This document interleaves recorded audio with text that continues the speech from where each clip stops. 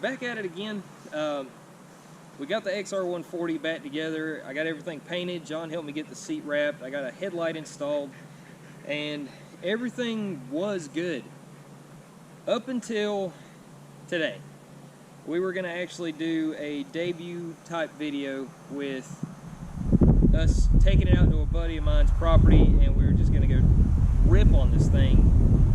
Brought it out of the shop, went to crank it so we could load it on the truck, and stripped out the kickstart.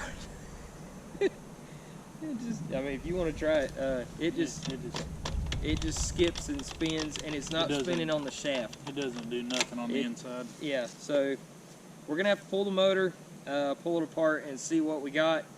I may have another Kickstarter sitting around, or the actual shaft for it. If not, we're gonna have to order one. We did get some video of it running and riding. It's kind of a wheelie factory. Yeah, it does pretty good. But yeah, it's on cell phones, so be prepared for that.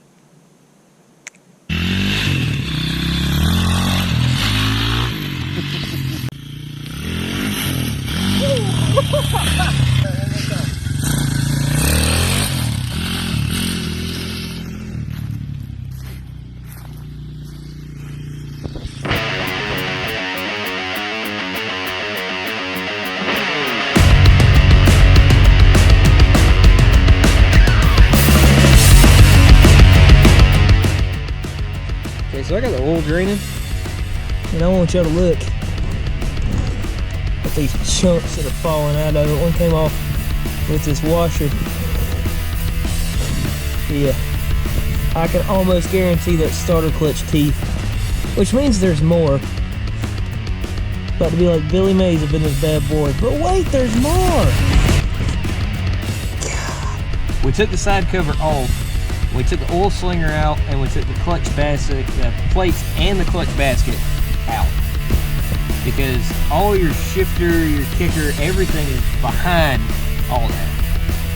And there's a bunch of metal flakes and chewed up gearing in here, and I was like, what in the world? But I couldn't figure out where it came from.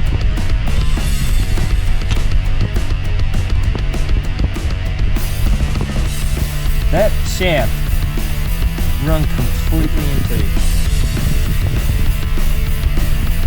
This is done. Until I order this part, and I don't know. As you can see, the teeth are all chewed up. There was big chunks that came out of the engine when we drained the oil. But I opened it up, and I could find like little spots and stuff where it had kind of galled it up a little bit, but it wasn't nothing major. But what it was this walked, and when it did, it beat the crap out of the inside of this engine. So, like I said, this one's done.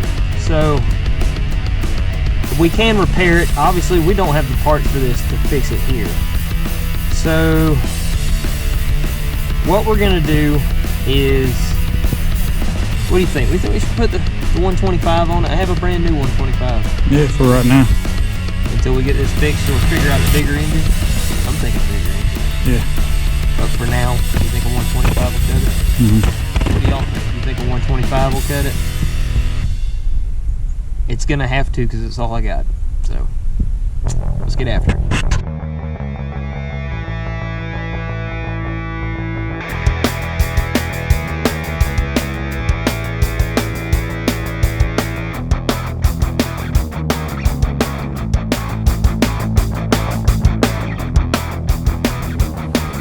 Alright, so we forgot to turn the camera back on, but I am not pulling it to do it again. The new motor's in. This is a 125, just Chinese motor. It's a no-name. I've used them before with no issues, so, and I had this one sitting around. So we're gonna send it on this bike and just see what happens.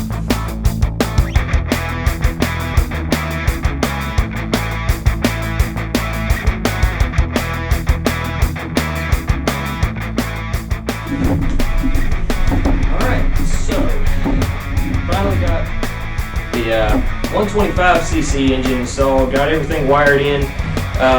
I didn't realize it, but the wiring harness of the Piranha 140 versus this, there's a couple slight differences. I didn't know that the Piranha 140 has an internal lighting coil.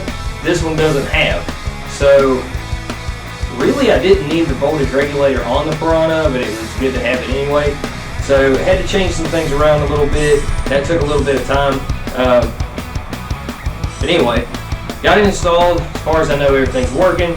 I know y'all want to see this thing actually run, so we're going to kick it over and see what happens. So here we go.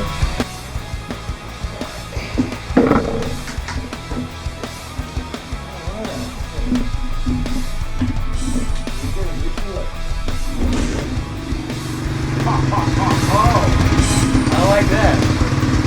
Heck yeah. Give it a second, let it warm up. That is awesome. Yeah! Hell yeah! That's what I'm talking about.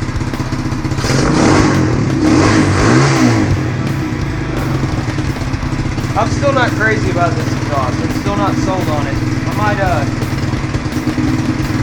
put a different setup on here with a little bit louder muffler, just because it kind of sounds like a scooter. I don't know if y'all can tell on the camera or not, but yeah, it's a little too quiet for me. It's got a good thump to it, but you start getting up there in the RPM, it just kind of sounds like a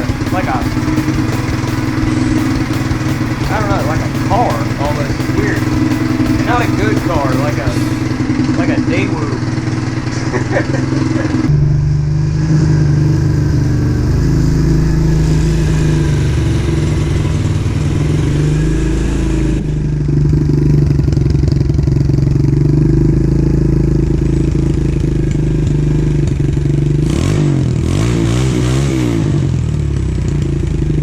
I was really hoping to take this thing out and, get a good rip in on it with the 125.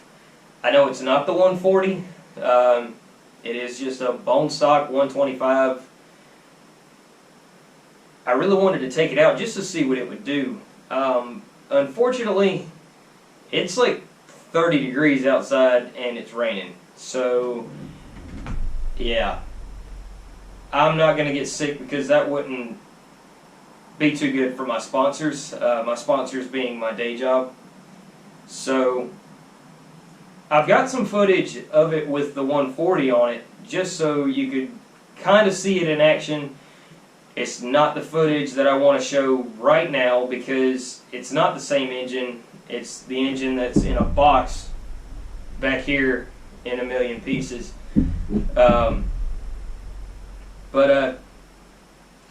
Yeah, it kind of sucks because the 140 is, yes, a more powerful engine. The engine, however, was used when I bought it, so, trusting a used engine is like trusting a fart. So, you can gamble if you want to.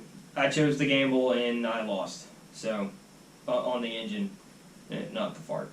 But anyway, so I'm going to throw in a little bit of this bike with the 140 on it. Both me and John took turns riding this thing. He was kind of chasing with the 400EX. It was a good little run. It wasn't long. I mean, we were only out in the field for 10 minutes maybe. Did a couple runs up and down the road with it. This thing handled great.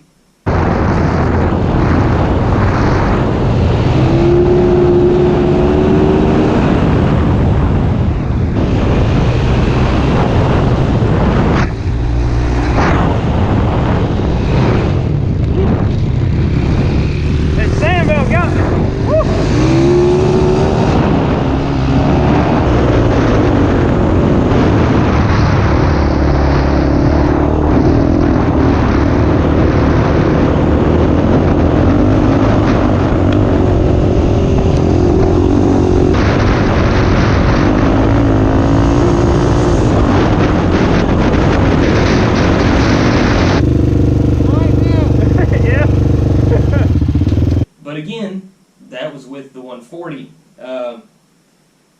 I've used these 125s before and never had any issues with them.